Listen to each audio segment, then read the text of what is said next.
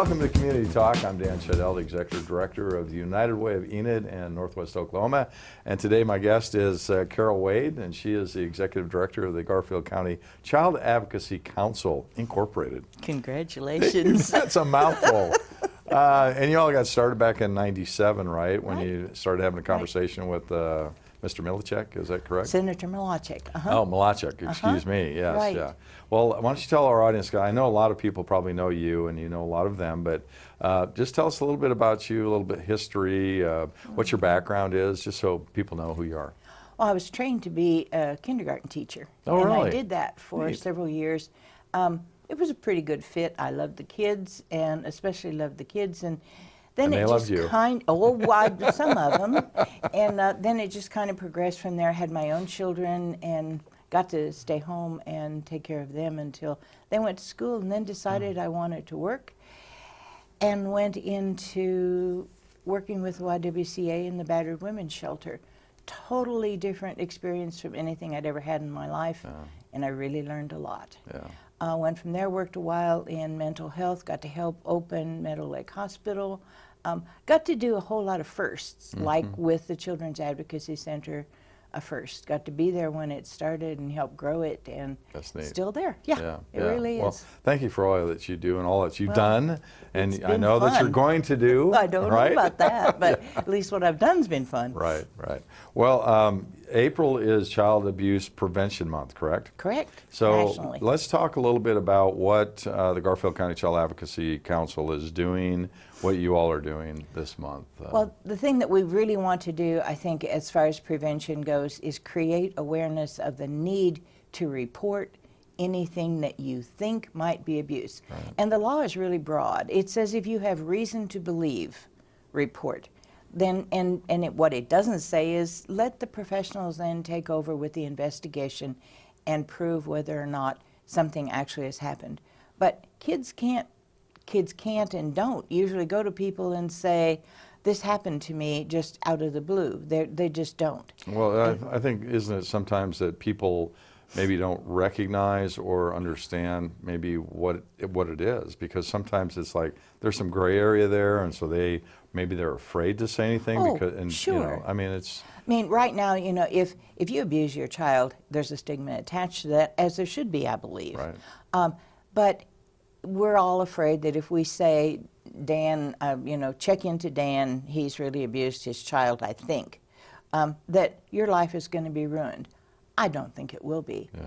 But if we don't say something and you have done something to your child, there's nobody to talk for your child, and your child can't speak for himself. So, I mean, I think adults have to realize that I think it's great if somebody would say, I'm concerned about your child. Yeah, and I think, you know, I was at a summit yesterday that was talking about neglect and emotional abuse. And those are sometimes the most difficult to identify and really determine whether or not that is actually happening. So. And the greatest number of cases in this county are neglect cases. Yeah. And the cases that really break the heart of the multidisciplinary response team are those that are emotional abuse, that it's really difficult to prove, because, you know, if you're looking for something criminal, it follows all the other guidelines of any other crime. You have to have solid evidence that something happened. And in most of these cases, it's not there. Well, that's I think part of the point. You know, Right. it's just hard to identify and see where the evidence is, but those scars last forever. And Well, you and know, you're aware of that now Yeah. with the resilience program you have going on based on the ACE study. Right. And that ACE study is the Adverse Childhood Experiences Study, has done more to improve services for children than anything else that's happened in my career. Right. We'll talk a little bit more about that, because we definitely want to include our coalition of partners in our community, that how we address adverse childhood experiences and trauma in their lives. So, but there's the Wooden Children Project and the Playhouse. Again, this is to raise awareness of prevention of child abuse month this month. The Wooden Children, I think, is a terrific visual. You can tell me that there were 332 children confirmed abused in this county, and I say, yeah, and I see 332 in my head, and I know it's a big number. Yeah, but to see that, But when you see 332 little wooden figures standing out there and know that each one of them represent a real child, so that's different. And so tell us a little bit about the program, how it works, and where the location is. So. Okay, the wooden figures right now are on the courthouse yard, and they went there April 1st. We make the figures, we have them painted. People come in from the community and paint their faces into whatever, expression they like. Then we foster them to anybody who wants to in the community for $25. Each, and right. Each, And then the families take them and dress them in any way they want to and bring them back then on April 1st.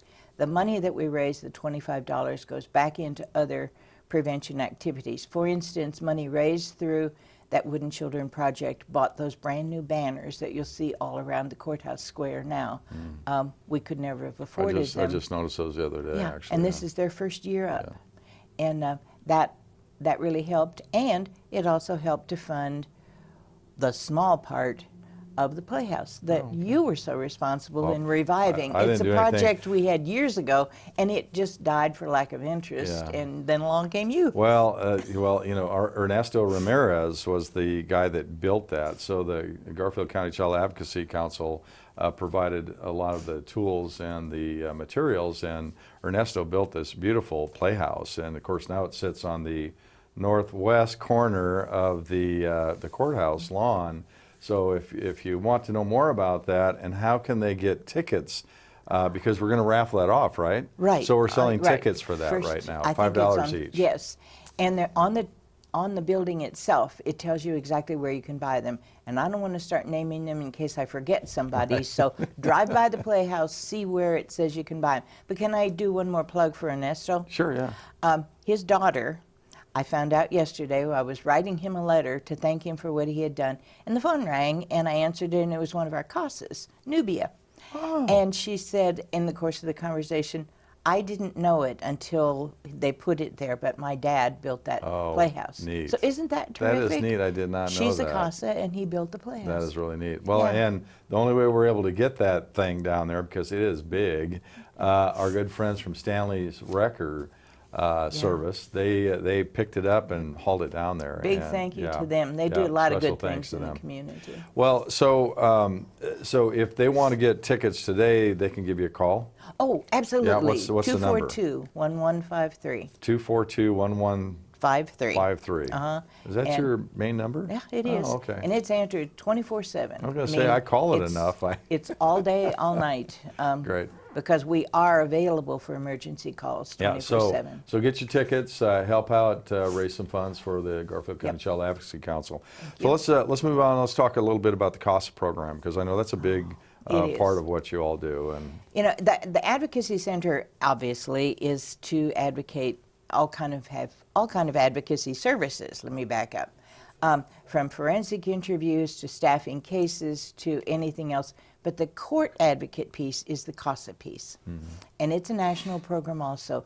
And it requires 40 hours of training. Okay, so what does CASA stand for? Court Appointed Special Advocates. Thank you. I I know there are a lot of acronyms. people, and there are some that just, there are a lot of people that understand and know what CASA is, but there are a lot of people that don't. Oh, so absolutely.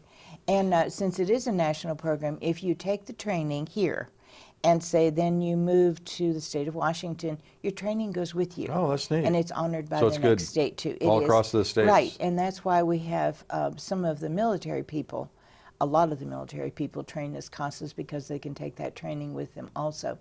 Yeah. Now the training is 15 hours online, and then the rest of the 40 hours in person. We do 15 hours really that coincides with the other online 15 hours, but then we have an all-day, 8-hour case study day. Wow, so and it's just not fun. It's not a walk in the park. It does take some commitment and time to and be it involved gives you with time during that training to really see what you're going to do and decide if this is for you or not. We have a lot of other volunteer opportunities, from being board members to coming in and making phone calls for us. So the advocates, just give us kind of a snapshot of what it is that they do and what the Okay. process is when they work with the Once they finish child. the training, then Judge Newby swears them in, and they actually become officers of the court. Oh. And when he finds a case, or someone else, DHS, the attorneys, anyone, finds a case that they think needs, every child has an attorney. Every child has a caseworker. Those people have many cases. CASAs have one case. And so if the court could go out and investigate this case or read all the records about it or everything, they would. But they can't. So these CASAs go in the place of the court. We review all the records. We visit with all the people. We must see the child by law once a month. And then we must report to the court when the court asks us to. And how long is the process generally? Of a case? Yeah. Oh, nothing under a year. Oh, wow. It is a commitment because the cases don't, when children are removed from the home, that is a serious thing. Right. And parents have a constitutional right to children. And so it's not taken lightly at all.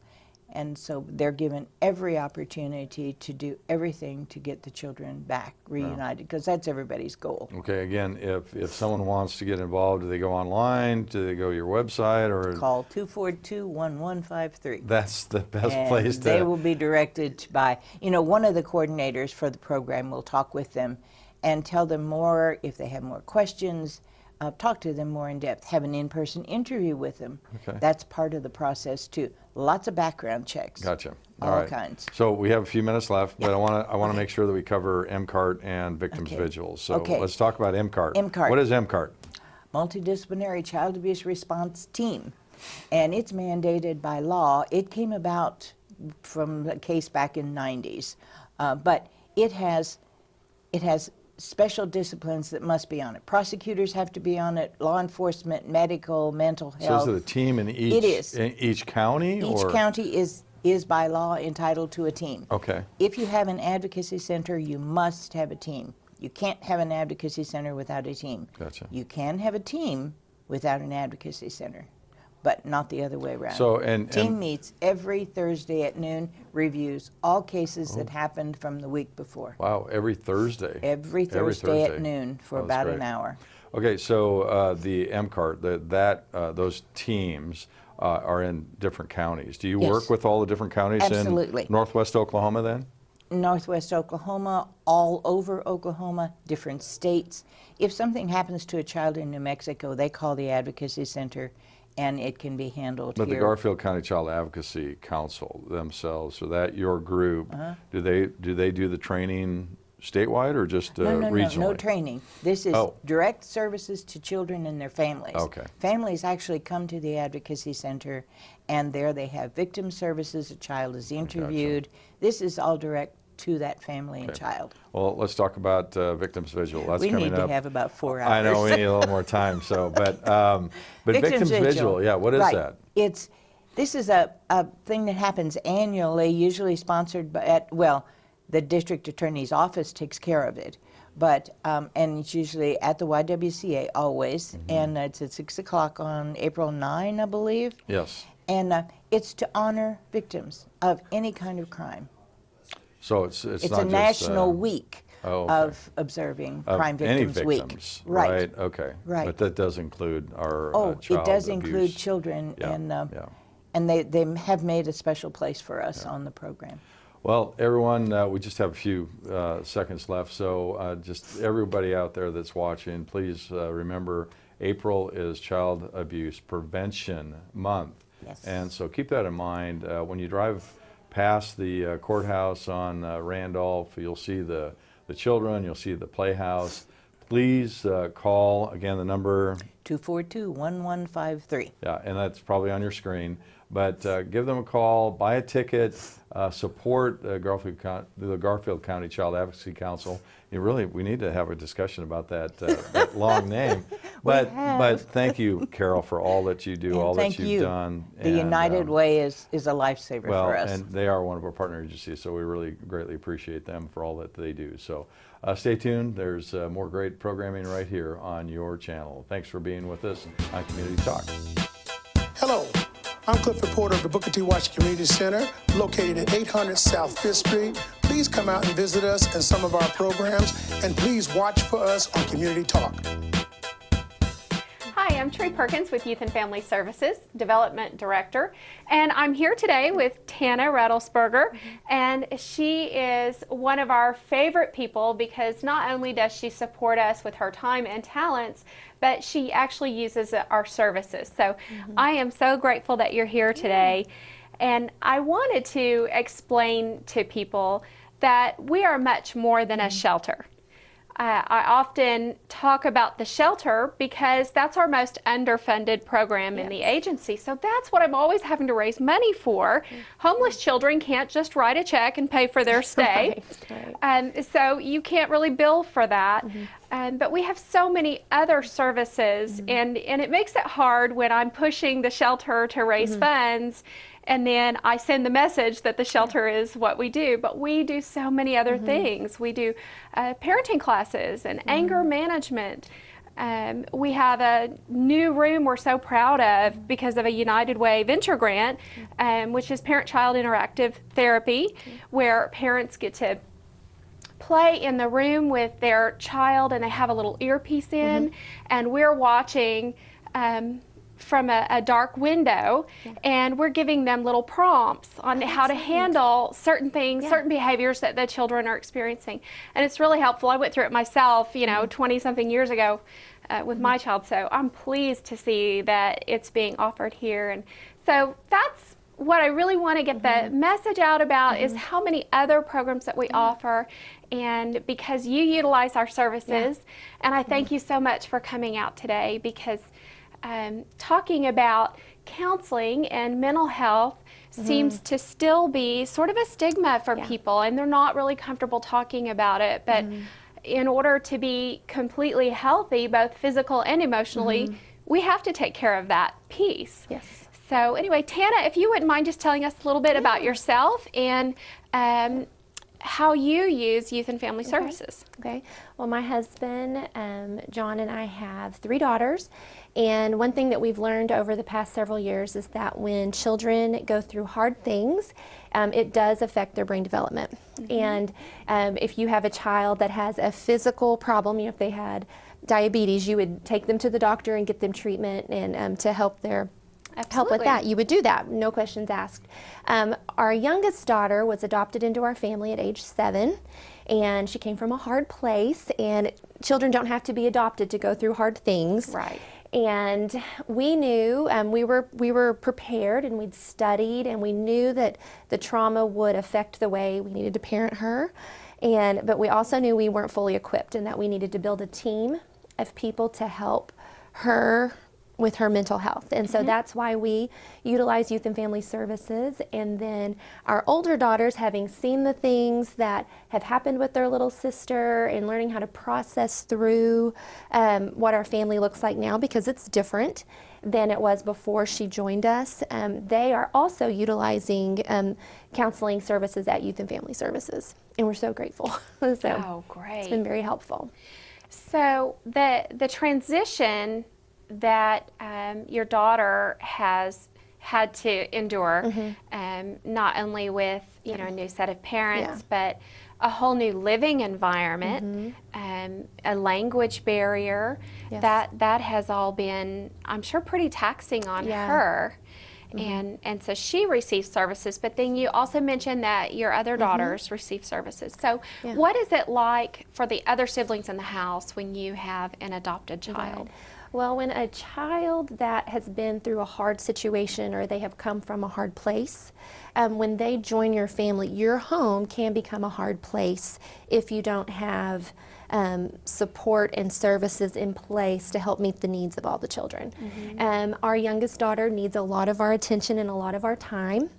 And fortunately, we have family in town that are a part of our team. We have teachers, our counselors, that help to fill in the gaps where my husband and I can't be. There's 2 of us, and we need a whole village to help our children, all 3 of them, to grow, to be happy and healthy and productive adults that are well adjusted and can go on to be adults and parents that can take care of children themselves. You're very fortunate that you have a large support system. We do. And you know, for so many, they don't have a very big support system, or they're trying to create a new support system so that their environment is healthier than it was before. Right. Now, I know that your daughter sees one of our counselors on site, but I also want our viewers to know that we have a counselor in every Enid public school.